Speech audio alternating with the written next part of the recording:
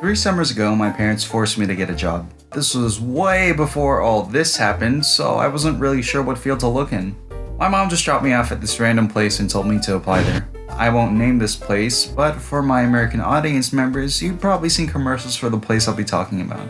Let's call it McSpanky's. Big McThankies from McSpanky. When I was dropped off at McSpanky's, I had no clue what to do, but there was these people with roller skates rolling around and I thought it looked pretty fun, so I applied for the car hop position.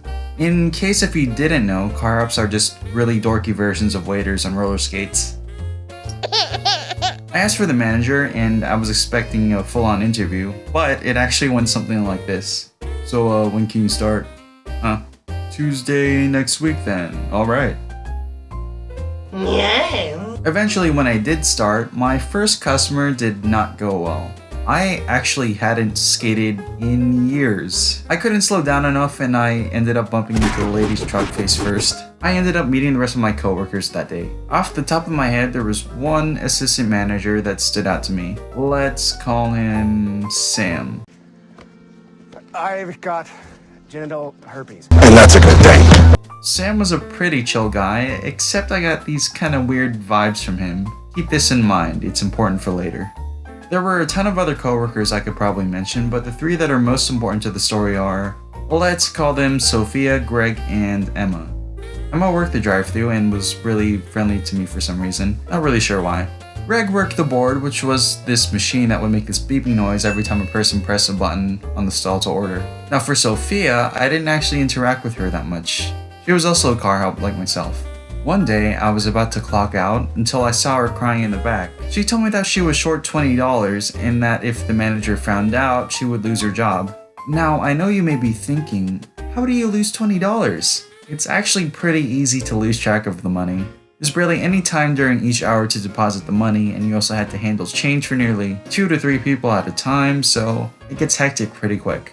So I gave her $20 for my tips that day, and she looked like she was about to burst into tears. We actually met up a couple times after I quit. She was actually a pretty cool person to hang out with.